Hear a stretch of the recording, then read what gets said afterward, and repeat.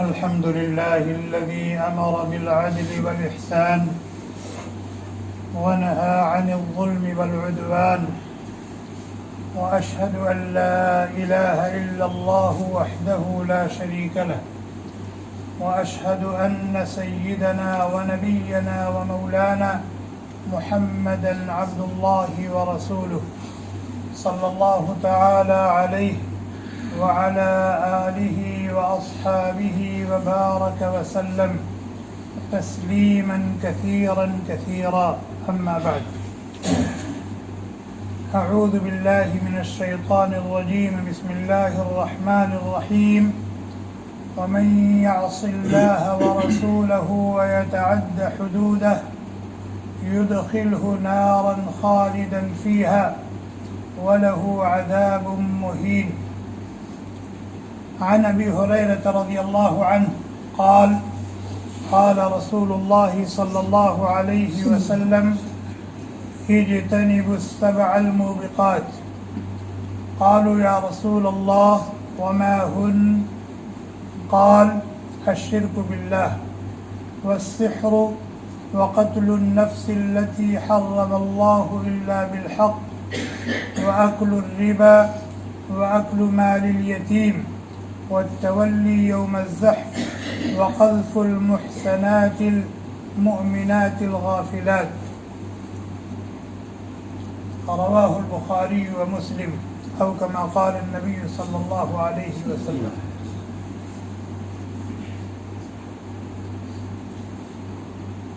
قرآن کریم میں اللہ رب العزت نے اپنے بندوں اور اپنی بندیوں کو اور احادیث مبارکہ میں نبی اکرم صلی اللہ علیہ وسلم نے اپنے ماننے والوں اور ماننے والیوں کو ہر قسم کے گناہوں سے بچنے اور دور رہنے کی تاکید کی،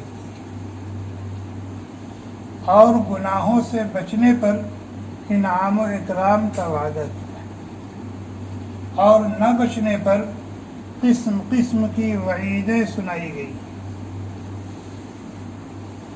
چنانچہ ابھی جو آیت پڑھی، اللہ تعالیٰ فرماتے: وَمَن يَعْصِ اللَّهَ وَرَسُولَهُ، جو کوئی اللہ کی اور اللہ کے رسول کی نافرمانی کرے گا، ان کی حکم عدولی کرے گا، ان کی تعلیمات اور ہدایات کی خلاف ورزی کرے گا، اور اللہ تعالیٰ نے اور اللہ کے نبی نے جو حدود مقرر کی ہیں اس حدود سے باہر نکلے گا، یدخلہ نارا خالدا، اللہ تعالیٰ اس کو جہنم میں داخل کرے اور وہاں وہ ہمیشہ ہمیشہ رہے گا. وَلَهُ عَذَابٌ مُّهِينٌ، اور اس کے لیے ذلت آمیز عذاب ہوگا، اس کے لیے ذلت آمیز عذاب. ذلت آمیز عذاب کو ایسے عذاب کو کہا جاتا ہے جس میں دکھ بھی ہوتا ہے، تکلیف بھی ہوتی ہے، اور اس کے ساتھ ساتھ ذلت اور رسوائی بھی ہوتی ہے. عذاب تو ہوگا، جو ہوگا، جو اذیت اور تکلیف ہوگی وہ ہوگی، باقی جہنمیوں کے سامنے وہ رسوا اور ذلیل بھی ہوگا، جس کو کہا جاتا ہے ذلت آمیز عذاب. حضرت نبی اکرم صلی اللہ علیہ وسلم نے اپنی چہیتی اور پیاری بیوی ام المؤمنین حضرت عائشہ صدیقہ رضی اللہ تعالی عنہا کو اور ان کے ذریعے سے، ان کے واسطے سے قیامت تک آنے والے ایک ایک مسلمان مرد و عورت کو نصیحت کی. فرمایا: ایاک ومحقرات الذنوب، عائشہ، معاشرے میں چھوٹے اور معمولی سمجھے جانے والے گناہوں سے بھی اپنے آپ کو بچاؤ. معاشرے میں چھوٹے اور معمولی سمجھے جانے والے گناہوں سے بھی اپنے آپ کو بچاؤ. فَإِنَّ لَهَا مِنَ اللَّهِ طَالِبًا، کل قیامت کے دن اللہ تعالیٰ اس کے بارے میں پوچھ لیں گے، اس کے بارے میں بھی سوال کر لیں گے. بہت سے کام ہم کہتے ہیں مکروہ ہی تو ہے، حرام تو نہیں ہے نا، مکروہ تحریمی ہی تو ہے، حرام تو نہیں ہے نا، یہ سمجھ کر کے ہم کرتے ہیں. مکروہ ہے، مکروہ تحریمی ہی تو ہے، حرام تو نہیں. اللہ کے نبی علیہ السلام نے فرمایا جس گناہ کو تم مکروہ سمجھ کے کر رہے ہو، مکروہ تحریمی یا مکروہ تنزیہی سمجھ کے کر رہے ہو، اس کو بھی کرنے سے بچو. اگر اللہ تعالیٰ نے پوچھ لیا کیوں کیا تو کیا جواب؟ حضرت معاذ رضی اللہ تعالی عنہ جلیل القدر صحابی، اللہ کے نبی علیہ السلام نے ان کو اور ان کے ذریعے سے قیامت تک آنے والے ایک ایک مسلمان مرد عورت کو نصیحت کی. فرمایا ایاک والمعصیہ، ایاک والمعصیہ، اپنے آپ کو گناہوں سے بچاؤ، اپنے آپ کو گناہوں سے بچاؤ، اپنے آپ کو معصیت اور نافرمانی سے بچاؤ. پھر آگے اس کا نقصان بیان کیا. فرمایا فَإِنَّ بِالْمَعْصِيَةِ حَلَّ سَخَطُ اللَّهِ، اس لیے کہ ارتکاب معصیت سے اللہ کا غضب اترتا ہے. ارتکاب معصیت سے اللہ کا غضب اترتا ہے، اللہ تعالیٰ ناراض ہو جاتے ہیں. اور جب اللہ تعالیٰ ناراض ہو جاتے ہیں تو اپنے اس گنہگار بندے کو کن کن نعمتوں سے محروم کر دیتے ہیں، اس کو احساس بھی نہیں ہوتا. نوکری چھوٹ گئی، اب کمپنی کے مینیجر کو گالی دے رہا ہے، اپنے فورمین کو کوس رہا ہے، حالانکہ سبب یہ خود ہے، اس نے اللہ تعالیٰ کی یہ نافرمانی کی تھی، اس لیے اللہ تعالیٰ نے اس کو اس نعمت سے محروم کر دیا. کاروبار تھا، بیٹھ گیا، بیمار ہو گیا، اسپتال میں پڑا ہوا، کھیڑیاں رگڑ رہا، اولاد چلی گئی. اس طرح کے حالات جو آتے ہیں اس میں بسا اوقات ہمارے اپنے کرتوت ہوتے ہیں. اللہ تعالیٰ کہتے ہیں وَمَا أَصَابَكُم مِّن مُّصِيبَةٍ فَبِمَا كَسَبَتْ أَيْدِيكُمْ، تمہارے اوپر جو مصیبتیں آتی ہیں، جو حالات آتے ہیں، یہ تمہارے اپنے ہاتھوں کی کمائی ہوتی ہے، یہ تمہارے اپنے کرتوت ہوتے ہیں. اور ایسا نہیں کہ اللہ تعالیٰ تمہاری ہر معصیت و نافرمانی پر تمہاری پکڑ فرما لیتے ہیں. وَيَعْفُو عَن كَثِيرٍ، تمہاری بہت ساری کمیوں کوتاہیوں کو تو اللہ تعالیٰ نظر انداز کر دیتے ہیں، معاف کر دیتے ہیں، لیکن کبھی کبھی پکڑ لیتے ہیں اور اس کے نتیجے میں تمہارا بیڑا غرق ہو جاتا ہے. ایاک والمعصیہ، اپنے آپ کو گناہوں سے بچاؤ. فَإِنَّ بِالْمَعْصِيَةِ حَلَّ سَخَطُ اللَّهِ، اس لیے کہ معصیت اور نافرمانی سے اللہ کا غضب اترتا ہے.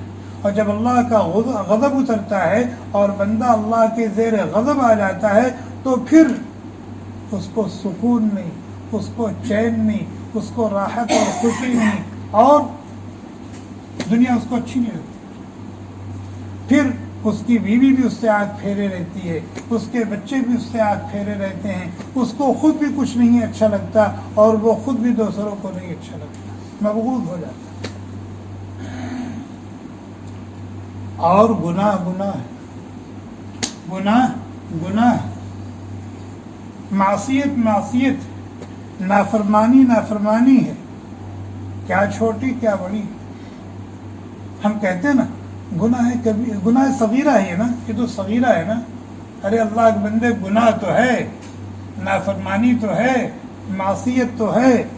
مادیات کو جلانے کے لیے کیا آگ، کیا انگارہ، کیا چنگاری ہے. آگ لگانے کے لیے، مادیات کو جلانے کے لیے جیسے انگارے سے یہ کام ہو سکتا ہے، چنگاری سے بھی تو ہو سکتا ہے. اسی طریقے سے انسان کی تباہی و بربادی کے لیے کیا بڑا گناہ، کیا چھوٹا گناہ. ہاں، جس کی نافرمانی ہو رہی دیکھو وہ کتنا بڑا ہے. یہ مت دیکھو کہ گناہ کتنا بڑا ہے کتنا چھوٹا ہے. یہ دیکھو جس کی نافرمانی کر رہے ہو، جس کی حکم معدوری کر رہے ہو، جس کا کہا نہیں مان رہے ہو، وہ کتنا بڑا ہے. ابھی جو حدیث میں نے آپ کو سنائی ہے، اللہ کے نبی علیہ الصلوۃ والسلام نے فرمایا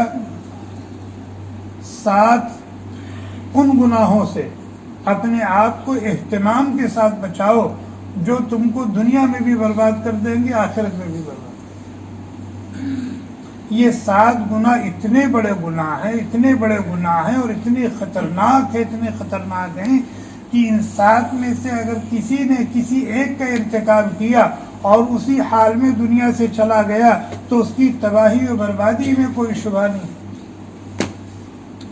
فرمایا، بخاری و مسلم کی روایت ہے، حضرت ابو ہریرہ رضی اللہ تعالی عنہ راوی ہیں، فرمایا اجتنبوا السبع الموبقات۔ موبقات اوبق یوبق ایباقا، موبقۃ موبقات، اس کے معنی آتے ہیں ہلاک کر دینا، تباہ و برباد کر دینا۔ موبقۃ تباہ و برباد کر دینے والے، ہلاک کر دینے والے گناہ۔ جب اللہ کے نبی علیہ الصلوۃ والسلام نے فرمایا اجتنبوا السبع الموبقات، تباہ و برباد کر دینے والے 7 گناہوں سے اپنے آپ کو اہتمام کے ساتھ بچاؤ اور اس سے دور رہو، نبی علیہ الصلوۃ والسلام کی زبان فیض ترجمان سے اہتمام کے ساتھ یہ بات سننے سے صحابہ گھبرا گئے۔ ما ہن یا رسول اللہ، وہ 7 گناہ کون ہیں جن کے بارے میں آپ فرما رہے ہیں کہ وہ تباہ و برباد کر دینے والے، انسان کا بیڑا غرق کر دینے والے، دنیا میں بھی اس کی لوٹیاں ڈوب جائے گی اور آخرت میں بھی اس کی لوٹیاں ڈوب جائے گی؟ کون ہے وہ 7 گناہ؟ آپ ارشاد فرمائیں۔ آپ نے فرمایا الشرک باللہ، الشرک باللہ سب سے بڑا گناہ، سب سے بڑی معصیت، سب سے بڑی نافرمانی، الشرک باللہ، اللہ کے ساتھ شرک، چاہے اللہ کی ذات میں کسی کو شریک قرار دیا جائے، چاہے اللہ کی صفات میں کسی کو شریک قرار دیا جائے۔ اور آج امت کے اندر غیروں کے اندر، امت کے اندر شرک پایا جا رہا ہے اور قدم قدم پر وہ شرک میں مبتلا ہے۔ آج امت کا ایک بڑا طبقہ قبروں پر جاتا ہے، قبر والوں سے اپنی مرادیں مانگتا ہے، ان پر چڑھاوے چڑھاتا ہے، ان کے نام کی نظر و نیاز کرتا ہے، منت مانتا ہے، سجدے کرتا ہے، مردوں کو بھی سجدے کرتا ہے۔ اور ہمارے یہاں آپ دیکھیں پیروں اور فقیروں کو لوگ سجدے کرتے ہیں، زندہ لوگوں کو۔ پیر فقیر ہیں، داڑھی نہیں ہے اور نشہ کر رہا ہے، چرس پی رہا ہے، نہ نماز ہے نہ روزہ ہے، اور وہ جنید وقت ہے، اس کو سجدہ کر رہے ہیں۔ یہ شرک ہے۔ قبر پر جاتے ہیں، قبر والوں کے نام پر مرغے ذبح کرتے ہیں، بکرے ذبح کرتے ہیں اور اس کو عبادت سمجھتے ہیں۔ یہ سب شرک ہے۔ اسی طریقے سے کاہنوں کے پاس جاتے ہیں اور لکیریں دیکھ کر اور نہ جانے کیسے کیسے خطوط کھینچ کر لوگوں کے مستقبل کے بارے میں پیشین گوئیاں کرتے ہیں اور پھر اس پر یقین کرتے ہیں۔ اللہ کے نبی علیہ الصلوۃ والسلام نے فرمایا من اتى عرافا فسأله عن شيء فصدقه فقد كفر بما انزل على محمد، بخاری شریف کی روایت کہ جو آدمی کسی شخص کے پاس آیا اور اس سے کہا ذرا میرا ہاتھ دیکھو، میری شادی ہوگی کہ نہیں ہوگی، مجھے نوکری ملے گی کہ نہیں ملے گی، شادی ہوگی تو بچے ہوں گے کہ نہیں ہوں گے، میرا مستقبل کیسا ہوگا، اب وہ الو بنا رہا ہے، 5,000 روپے لگیں گے، ٹھیک، اب وہ دیکھ یا اور کچھ لکھو کر دیں ایسے۔ اب اس نے کہا کہ یہ جو انہوں نے بتایا وہ صحیح بتایا۔ اللہ کے نبی علیہ الصلوۃ والسلام نے فرمایا فقد کفر۔ شادی لگ گئی، اب وہ جا رہا ہے کسی کے پاس، میرے پاس بھی، مجھ سے کچھ کو بھی لوگ فون کرتے ہیں کہ میں نے اپنی بیٹی کا رشتہ لگایا ہے اور لڑکے کا یہ نام ہے اور بیٹی کا یہ نام ہے، لڑکے کے ماں کا نام یہ ہے اور بیٹی کے ماں کا نام یہ ہے، ذرا دکھائیے ان کا ستارہ ملتا ہے کہ نہیں ملتا ہے، ان کی نبھے گی نہیں نبھے گی۔ یہ سب کفر ہے۔ تو سب سے بڑا گناہ اللہ کے نبی علیہ الصلوۃ والسلام نے فرمایا الشرک باللہ، اس سے بچو، اس سے بچو، یہ انسان کو تباہ و برباد کر دینے والا گناہ ہے۔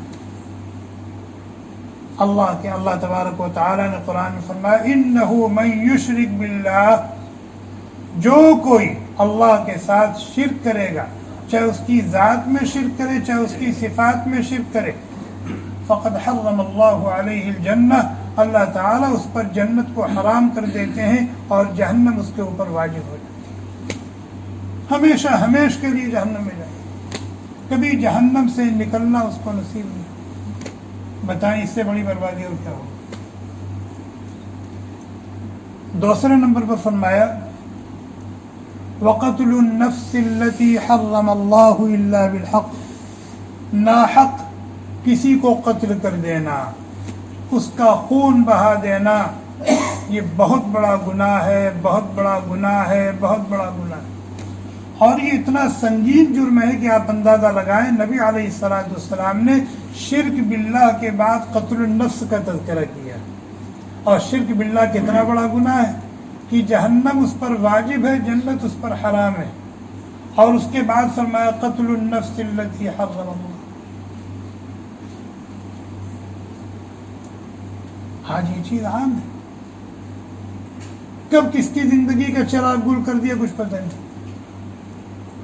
تھوڑا سا موڈ گھوم کے اٹھا ٹھائیں اپنا بھائی ہے، اپنا چچا ہے، اپنا چچا دادے، کچھ نہ ہو مسلمان ہے۔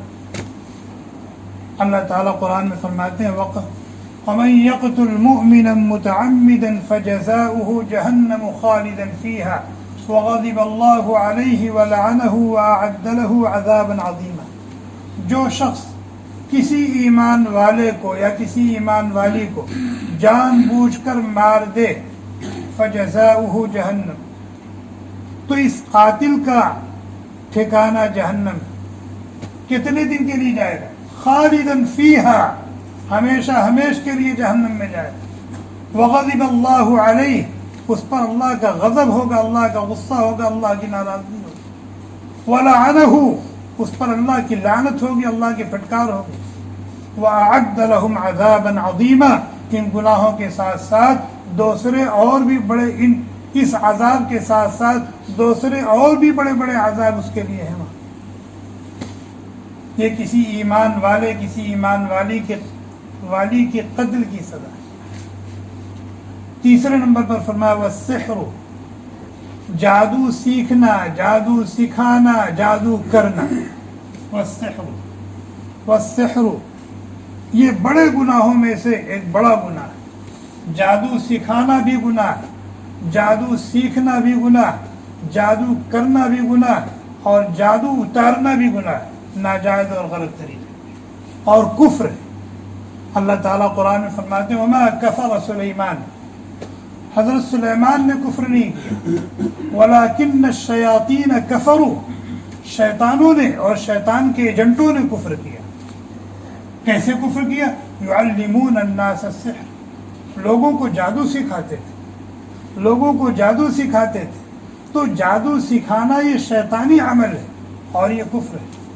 تو جیسے سکھانا یہ شیطانی عمل ہے اور کفر ہے، ایسے ہی سیکھنا یہ بھی شیطانی عمل ہے اور کفر ہے، اور پھر اس کو کرنا یہ بھی شیطانی عمل ہے اور کفر ہے۔ اللہ کے نبی علیہ السلام نے فرمایا بہت بڑا گناہ، بہت بڑا گناہ، بہت، اور اس کی سزا دین میں کیا ہے کہ اگر کوئی شخص جادوگر ہے اور وہ جادو کرتا ہے اور جادو کے ذریعے سے لوگوں کو نقصان پہنچاتا ہے، تو اس کی سزا یہ کہ اس کو قتل کر دیا جائے، اس کی سزا یہ ہے کہ اس کو قتل کر دیا جائے۔ یہ فقہ کے اندر یہ مسئلہ لکھا ہوا ہے کہ ایسے شخص کی سزا قتل، اس کے ناپاک وجود سے اللہ کی زمین کو پاک کر دیا جائے، اس کے شر سے اللہ کے بندوں کو محفوظ کر دیا جائے۔ چوتھے نمبر پر فرمایا وَأَكْلُ الرِّبَا، وَأَكْلُ الرِّبَا، سود لینا، سود دینا، یہ بہت بڑا گناہ ہے۔ سود لینا، سود دینا، سودی معاملات کو لکھنا اور سودی معاملات کی گواہی دینا، گارنٹی لینا، بہت بڑا گناہ ہے، بہت بڑا گناہ ہے، بہت بڑا گناہ ہے۔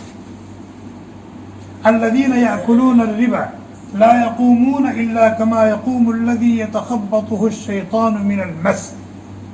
فرمایا سود دینے والا، سود لینے والا کل قیامت کے دن جب اپنی قبر سے اٹھے گا اور پوری دنیا انسانیت کی موجودگی میں بارگاہ رب العزت میں حاضر ہوگا تو پاگل بن کر کے اٹھے گا، پاگل بن کر کے اٹھے گا، پاگل بن کر کے اٹھے گا. کیوں؟ دنیا میں پاگلوں والی حرکتیں کرتا تھا، پاگلوں والی حرکتیں کرتا تھا. مہاجن بن کر کے بیٹھا ہوا تھا، قرضے بانٹ رکھا تھا اور بیٹھ کر کے اس پر سود لیتا تھا، یعنی لوگوں کے خون چوستا تھا اور عیش کرتا تھا. اللہ تعالیٰ اس کی اور بھی سزائیں ہیں، لیکن ایک بڑی سزا جو قبر سے اٹھتے ہی لوگوں کے سامنے آئے گی وہ یہ پاگل کر دیں گے اللہ تعالیٰ. اس کے علاوہ اور بھی بہت ساری سزائیں قرآن اور حدیث میں ہے سود خور کے لیے. اور اللہ کے نبی علیہ السلام نے فرمایا لعن اللہ آکل الربا وموکلہ وشاہدیہ وکاتبہ. سودی معاملہ اتنا موجب لعنت ہے، اتنا موجب لعنت ہے کہ اس سے کسی بھی طرح کا تعلق یہ موجب لعنت ہے. حتیٰ کہ آپ دیکھیں سودی بینکوں کے سامنے گیٹ پر جو چوکیدار کھڑا ہے وہ بھی اس پر بھی اللہ کی لعنت، حالانکہ وہ نہ سود لے رہا ہے، نہ سود دے رہا ہے، اور نہ ہی سودی معاملات کی گواہی دے رہا ہے، نہ اس کی دستاویزات کو لکھ رہا ہے، لیکن وہاں کھڑا ہو کر ان کو تحفظ فراہم کر رہا ہے کہ نہیں کر رہا ہے، وہ بھی اس میں شریک ہے، اس پر بھی اللہ کی لعنت. تو اللہ کے نبی علیہ السلام نے چوتھے نمبر پر فرمایا اکل الربا، سود لینا، سود دینا، یہ بہت بڑا گناہ ہے، بہت بڑا گناہ ہے. پانچویں نمبر پر فرمایا اکل مال الیتیم، اکل مال الیتیم، یتیم کا مال ہڑپ کر جانا، یتیم کا مال ہڑپ کر جانا، یتیم کا حق دبا لینا اور اس کو نگل جانا، یہ بہت بڑا گناہ ہے، بہت بڑا گناہ ہے. اللہ تعالیٰ نے قرآن میں فرمایا ان الذین یأکلون اموال الیتامی ظلما انما یأکلون فی بطونہم نارا وسیصلون سعیرا. جو لوگ ناحق یتیم کا مال دبا لیتے ہیں، کھا لیتے ہیں، ہڑپ کر لیتے ہیں، تو وہ یہ نہ سمجھے کہ وہ بریانی کھا رہے ہیں، وہ مرغ مسلم کھا رہے ہیں، وہ حلوہ اور متنجن کھا رہے ہیں، وہ بہترین بہترین کپڑے پہن رہے ہیں، وہ بہترین سواری پر سوار ہو رہے ہیں. نہیں، وہ اپنے پیٹ میں آگ کے انگارے بھر رہے ہیں. بریانی نظر میں ہے لیکن وہ حقیقت میں آگ کا انگارہ ہے. اور فرمایا کل قیامت کے دن ان کا ٹھکانہ جہنم، شعلہ زن آگ ہے، دہتی آگ میں ان کو ڈالا. اور یتیم کا مال کھانے کا ایک طریقہ میں بتا دوں جو ہمارے یہاں پایا جاتا ہے، عام طور پر ہمارے عام طور پر پایا جاتا ہے، یتیم کا مال کھایا جاتا ہے. وہ کیسے؟ باپ کا انتقال ہو گیا، باپ نے اپنے پیچھے ایک دکان چھوڑی، اب اس دکان سے آمدنی آ رہی ہے. باپ نے اپنے پیچھے 3 بچے اور 3 بچیاں چھوڑی، ان میں سے 2 بالغ ہیں، باقی نابالغ ہیں. اب جو پیچھے باپ نے دکان چھوڑا اس میں سب کا برابر حصہ ہے کہ نہیں ہے؟ سب کا برابر حصہ ہے. اب اسی دکان کی آمدنی سے گھر کا خرچہ چل رہا ہے، آٹا آ رہا ہے، دال آ رہی ہے، گوشت آ رہا ہے، عید بقرعید کے موقع پر سوئیاں آ رہی ہیں، کپڑے آ رہے ہیں، جوتے آ رہے ہیں، اور مشترکہ طور پر سب استعمال ہو رہا ہے. کتنا آٹا آپ نے لے کے پکایا، اس میں جو بالغ بچے ہیں ان کا بھی ہے اور جو نابالغ بچے ان کا بھی ہے. روٹی پک گئی، جو بالغ ہے وہ 5 روٹیاں کھا رہے ہیں، جو نابالغ ہے وہ 1 روٹی کھا رہا ہے. تو یہ بالغ نے 4 روٹی یتیموں کی کھائی کہ نہیں کھائی؟ کھائی کہ نہیں کھائی؟ آپ کو حیرت ہوگی، آپ کو حیرت ہوگی، کیا یہ غلط ہے؟ کیا یہ گناہ ہے؟ جی، یتیم کا مال کھانا ہے، یتیم کا مال کھانا ہے، مرنے کے بعد پتہ چلتا ہے. دکان سے پیسہ آیا، اسی سے عید میں سب کے لیے کپڑے بن رہے ہیں. جو بڑے لوگ ہیں ان کا 5 میٹر میں ہو رہا ہے، اور جو نابالغ بچہ ہے اس کا 1 میٹر میں ہو رہا ہے. تو باقی جو ان میں خرچ ہوا ہے وہ تو اس کا حق اس میں گیا کہ نہیں گیا؟ کھیت ہے، کھیت میں کھیتی ہو رہی، غلہ آ رہا ہے، 5 کوئنٹل غلہ کھیت میں سے آیا. اب اس 5 کوئنٹل غلے میں 5 بھائی بہنوں کا حق ہے، ان میں جو بڑے ہیں ان کا بھی، جو نابالغ ان کا بھی، لیکن گھر میں رکھ دیا گیا، اس کو سب کھا رہے ہیں. اب اس یتیم نے اس میں سے کتنا کھایا، اور جو بالغ ہیں انہوں نے اس میں سے کتنا کھایا، جبکہ حصہ برابر ہے. باغ ہے، باغ میں سے پھل آ رہا ہے، یتیم نے 1 آم کھایا اور جو بڑے تھے انہوں نے 2 3 کھایا، یا ان کی شادی ہو گئی تو ان کی بیویوں نے بھی کھایا، بچے ہو گئے تو بچوں نے بھی کھایا. یتیم کا کھا رہے ہیں، یتیم کا کھا رہے ہیں. اللہ تعالیٰ فرماتے ہیں اللہ کے نبی علیہ السلام نے فرمایا اکل مال الیتیم، یتیم کا مال کھانا بہت بڑا گناہ ہے، بہت بڑا گناہ ہے. کتنا بڑا گناہ ہے؟ فرمایا ان الذین یاکلون اموال الیتامى، جو لوگ یتیم کا مال ناحق کھاتے ہیں، ناجائز اور غلط طریقے پر، انما یاکلون فی بطونہم نارا، وہ اپنے پیٹ میں آگ کے انگارے بھر رہے ہیں، وَسَيَصْلَوْنَ سَعِيرًا، اور کل قیامت کے دن ان کا ٹھکانہ جہنم. 5 ہو گئے نا.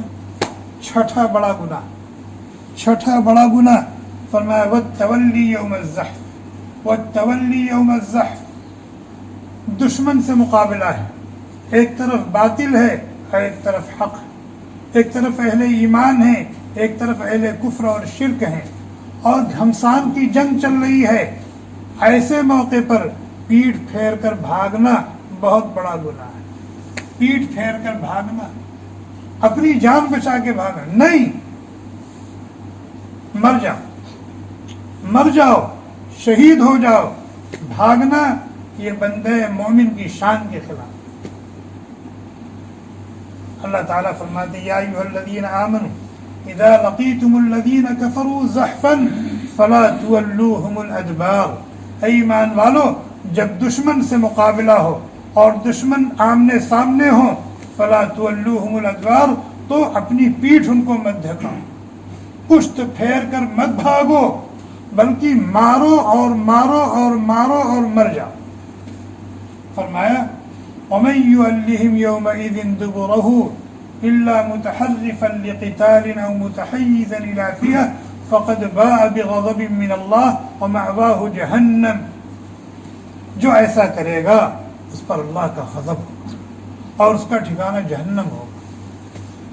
اندازہ لگائیں کہ میدان جہاد سے بھاگنا کتنا بڑا جرم ہے، میدان جہاد سے بھاگنا کتنا بڑا جرم ہے، کتنا بڑا گناہ ہے.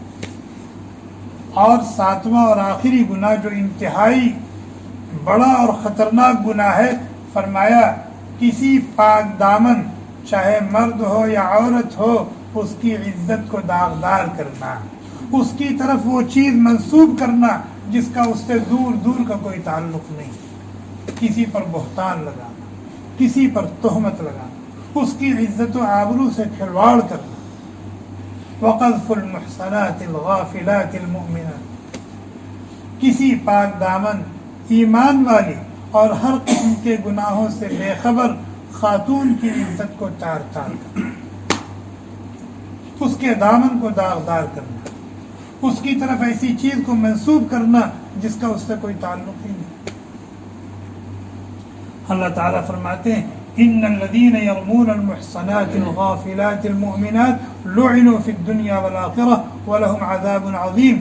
جو بدبخت کسی ایمان والی عفیفہ شریفہ پاک دامن پر تہمت لگاتے ہیں اور بری بات کو اس کی طرف منسوب کرتے ہیں، لعنوا، ان پر لعنت ہے. اللہ دنیا میں بھی لعنت ہے اور آخرت میں بھی لعنت، دنیا میں بھی لعنت ہے اور آخرت میں بھی لعنت. وَلَهُمْ عَذَابٌ عَظِيمٌ، اور ان کے لیے بہت بڑا عذاب، ان کے لیے بہت بڑا عذاب. تو گناہ ہے، کیا چھوٹا کیا بڑا، لیکن گناہوں میں کچھ گناہ بہت ہی خطرناک ہیں. اس لیے قرآن کریم میں اللہ تبارک و تعالی نے اور احادیث مبارکہ میں نبی اکرم صلی اللہ علیہ وسلم نے ان سے خاص طور پر بچنے کی تاکید کی.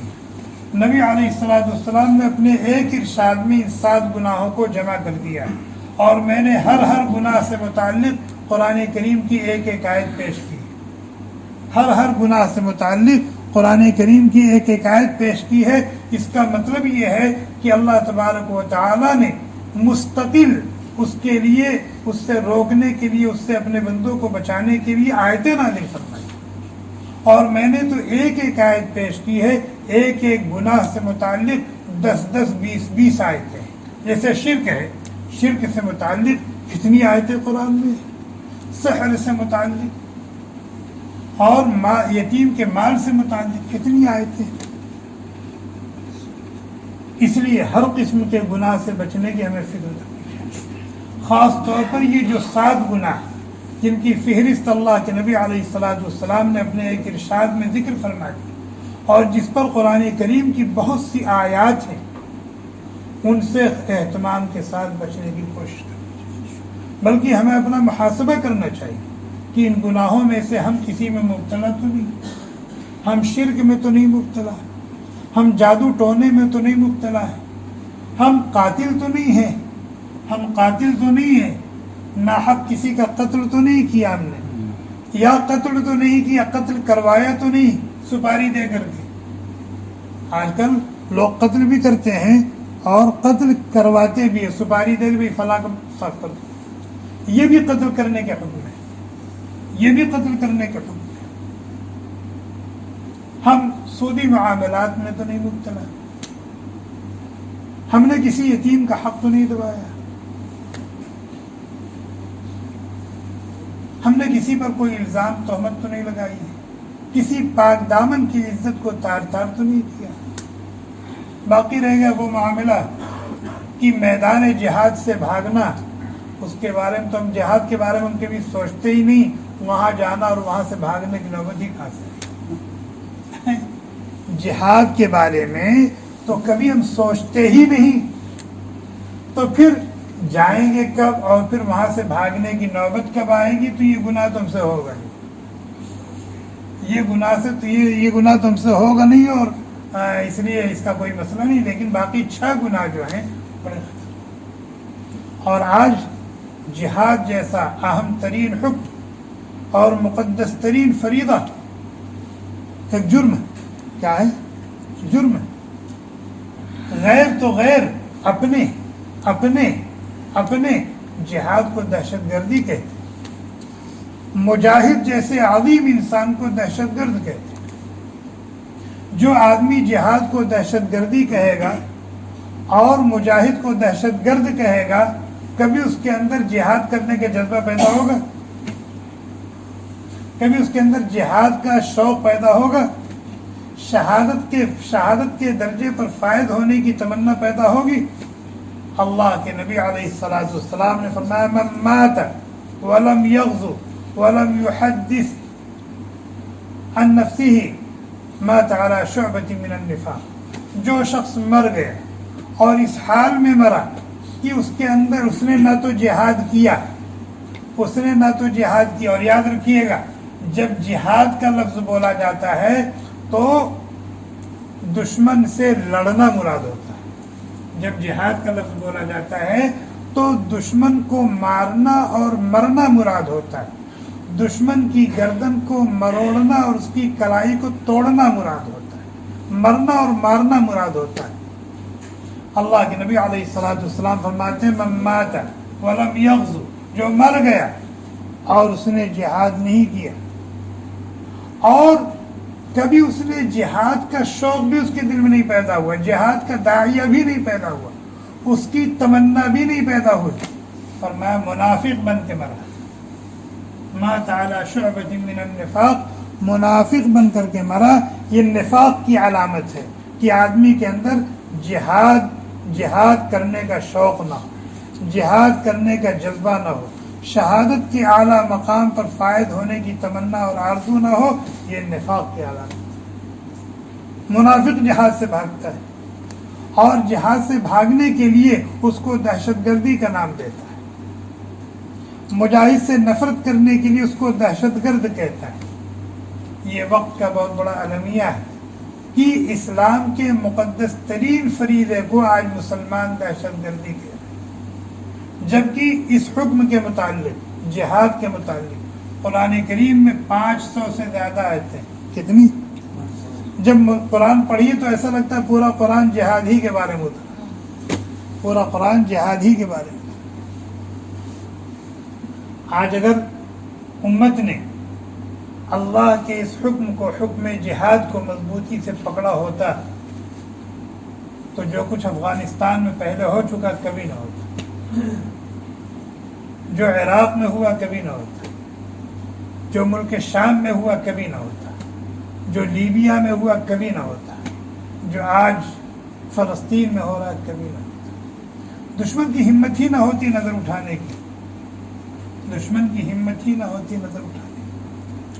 آج اللہ کے اس حکم کو چھوڑ دینے کا نتیجہ یہ ہے کہ نہ ہماری جان محفوظ ہے، ہمارے ملکوں میں، ہمارے اپنے ملکوں میں ہماری جان محفوظ نہیں، ہماری عزت و آبرو محفوظ نہیں، ہماری بہو بیٹیاں محفوظ نہیں، ہماری مساجد اور ہمارے مدارس محفوظ نہیں. کیوں؟ اسی حکم کو چھوڑ دینے کی وجہ سے، اسی حکم کو چھوڑ دینے کی وجہ سے. اللہ تعالی ہم لوگوں کو سمجھ آتا ہے. Thanks for watching. Don't forget to like, comment, share and subscribe to Al Wahid channel.